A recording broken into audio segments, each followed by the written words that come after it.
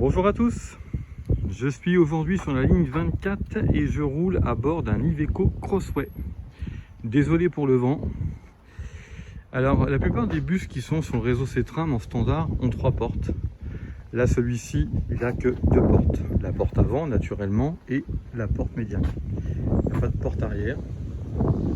Donc rentrons à l'intérieur.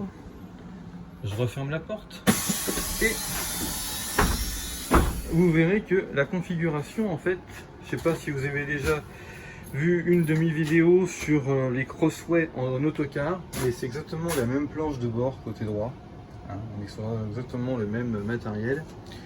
Et par contre, pour le poste de conduite, ça diffère, puisque là, c'est pas du tout le poste de conduite d'un autocar Crossway, mais bien d'un bus, puisque nous sommes à bord d'un autobus. Donc, vous voyez la console de conduite, hein, c'est la même chose que si c'était un Urbanway, un Crealis ou un Citelis.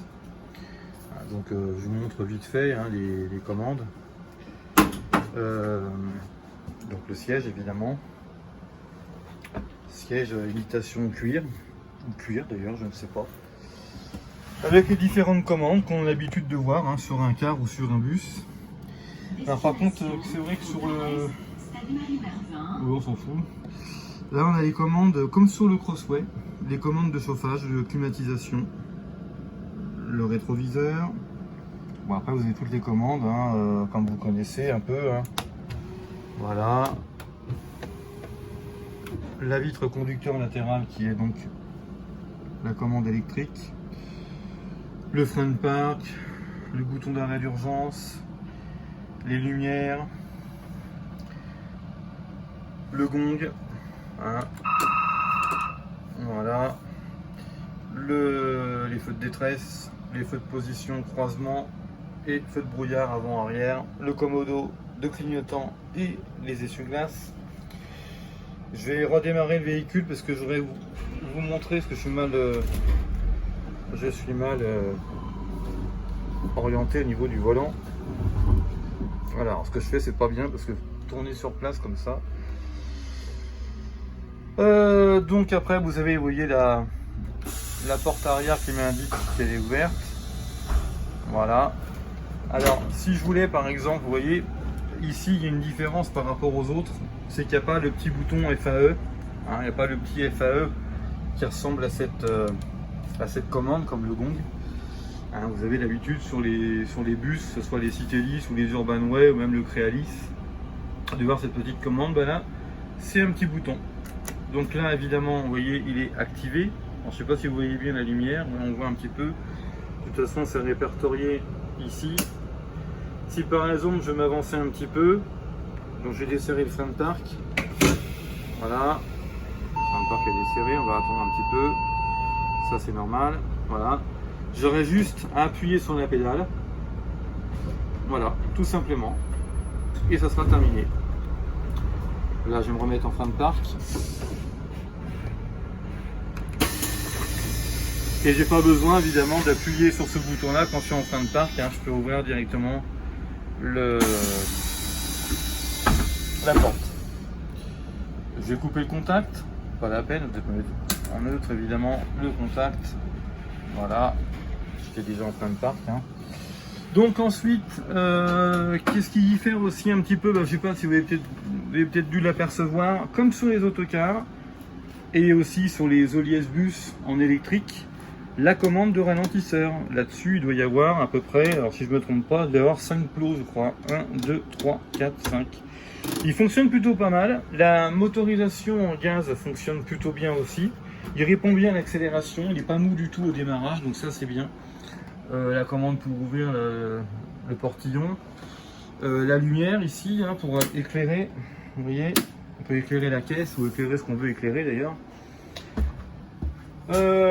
Sinon ensuite la configuration bus, hein, toujours l'intérieur gris avec la sellerie rouge. La sellerie rouge, donc l'éclairage passager. Ensuite nous avons 2, 4, 6, 7, 8, 9, 11, 13, 15, 17, 19, 21, 23, 25, 27, 29, 30, 32, 34 places assises. Je vais me renseigner un peu sur le nombre de passagers debout.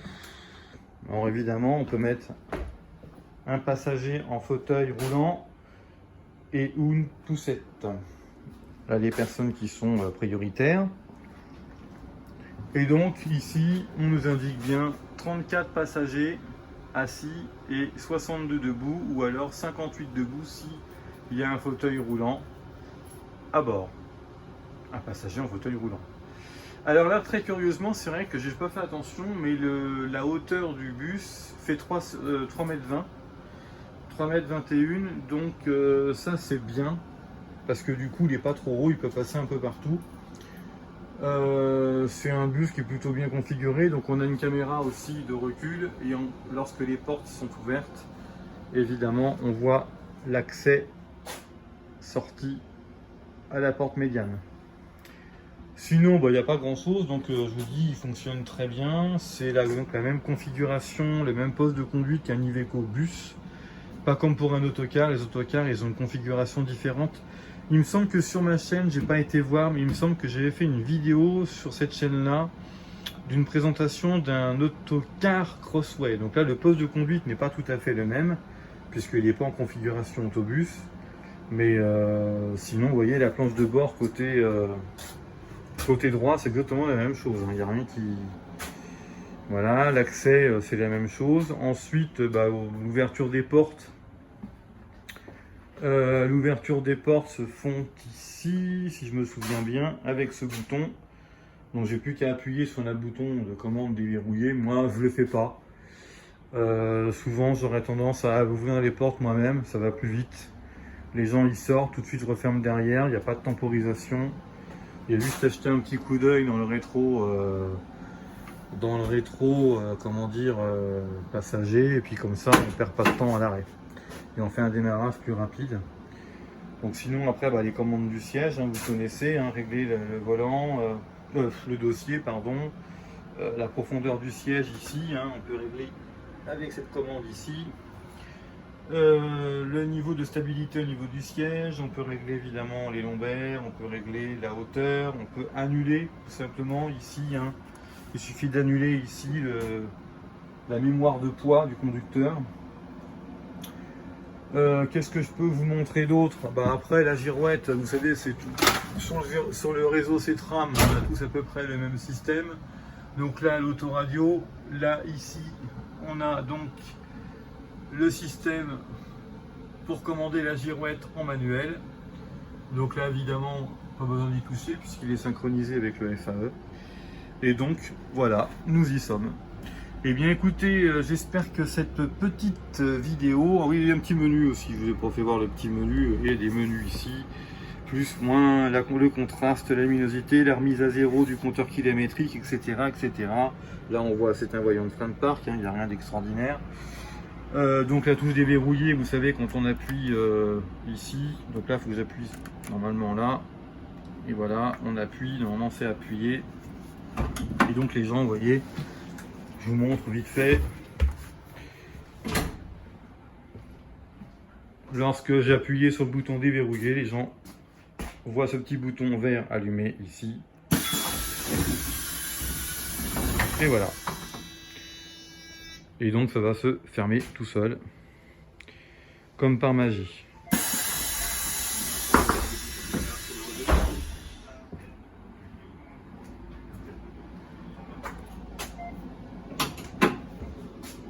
Donc voilà, on a vu un petit peu le... Et puis là, bon, évidemment, pour poser la veste. Bon, voilà, il n'y a pas grand chose d'intéressant à dire. Donc boîte ZF.